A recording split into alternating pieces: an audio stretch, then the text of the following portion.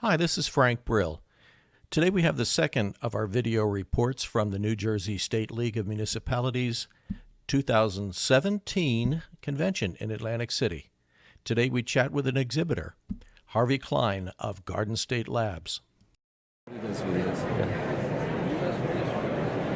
Hi there, can you tell me who you are? I am Harvey Klein. I am the Laboratory Director of Garden State Labs. Tell me a little bit about Garden State Labs, Harvey. Garden State Labs is an NJDEP certified laboratory. We do a wide variety of drinking water, wastewater, recreational bathing water testing. Okay, great. And you've been around since 1943. Garden State Labs has been around since 1943. Yes, sir. Okay, terrific. So you deal with the environment and with state government a lot because regulators. And we were talking just for a minute before I turned the camera on. You're telling me about a new challenge that you have in the water testing business. Tell me about that. Yes, the New Jersey Department of Health has proposed to amend the public recreational bathing regulations, which covers a wide variety of swimming pools, whirlpools, beaches, natural water, ocean water testing, and the various bacteriological testing requirements. Okay, and what's going to be the effect on your customers of this?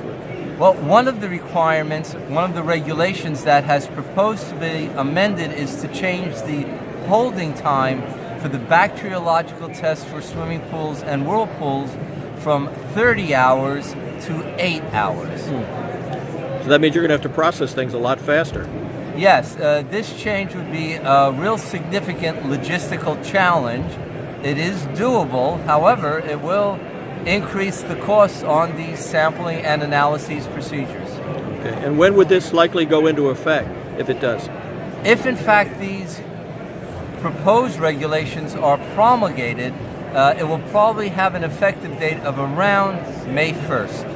And I assume that you have testified and offered some suggestions on how that could be improved?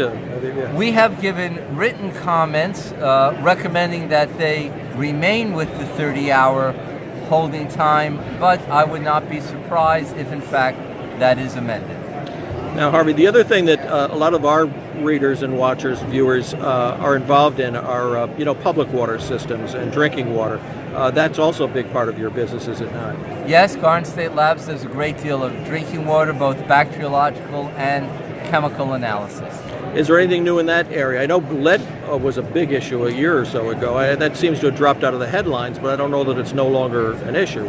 No, lead is there. Lead has been around for quite a while. We do perform certified lead analyses in drinking water. In fact, if you go to our website, you'll find an article I wrote about lead in drinking water, study of a corrosive water system.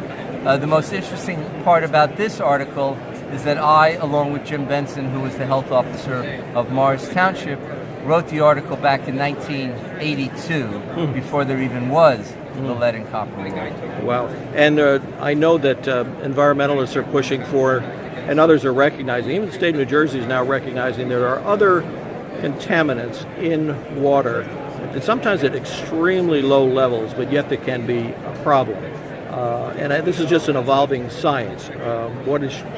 What do you know about? You'll be involved in that as well, I assume. Right? Well, of course, the state DEP has recently just promulgated new standards on perfluorinated compounds, and I believe for trichloropropane down at the part per trillion level. I believe the perfluorinated compounds were at 13, the MCLs, the maximum contaminant levels, were set at 13 and 14 parts per trillion, and the TCP was set at 30 parts per trillion.